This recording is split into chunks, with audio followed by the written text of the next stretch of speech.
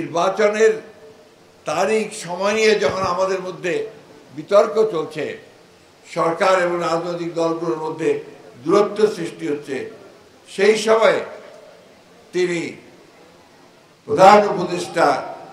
মাননীয় প্রধান উপদেষ্টা ডক্টর প্রফেসর ইউনূস সাহেবের আমন্ত্রণে লন্ডনে তার সঙ্গে বৈঠকে বসে। এটা একটা বিরল ঘটনা। আমি সেদিনই বলেছিলাম এটা একটা ঐতিহাসিক ঘটনা।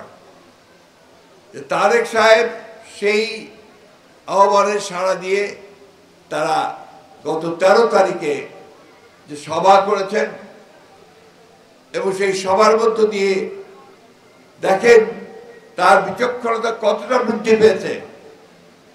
যে আমরা বলেছিলাম ডিসেম্বরের মধ্যে নির্বাচনে যেতে হবে, তাই না? আর ইউনূস সাহেব বলেছিলেন তিনি এপ্রিলে ইলেকশন দেবেন, তাই না? তিনি আলোচনার মধ্যে গিয়ে ওই ডিসেম্বরে থাকেননি, তিনি কিন্তু ফেব্রুয়ারিতে চলে গেছেন এবং ইউনূস সাহেব পিছিয়ে তিনি ফেব্রুয়ারিতে এসেছেন। একেই বলে রাষ্ট্রনায়কোচিত নেতা। রাষ্ট্রের নায়ক জনগণের শান্তির কথা চিন্তা করে, কোনো বিভাজনে না গিয়ে, কোনো সংঘর্ষে না গিয়ে এই দুই নেতা আমাদেরকে একটা শান্তিপূর্ণভাবে নির্বাচনের সুযোগ করে দিয়েছেন, তাই না ভাই?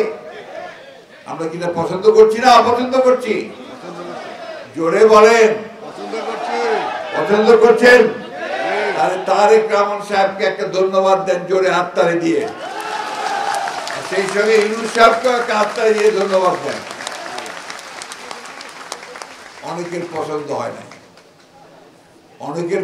হয় নাই, তারপর নির্বাচন হলেই তাদের বিপদ। এখন নির্বাচন নাই, সুতরাং তাদের অনেক গুরুত্ব আছে। যে নির্বাচন হয়ে যাবে তখন তো জনগণের যারা ভালোবাসার দল তারাই তো ক্ষমতায় আসবে, তাই না? তো তখন তাদের গুরুত্ব কতটুকু থাকবে কি থাকবে না তখন নির্ধারিত হবে। যে কারণে ওরা নারাজ হয়েছে এবং নারাজ হয়ে গতকালকে একটা বৈঠকে হাজির হয় নাই।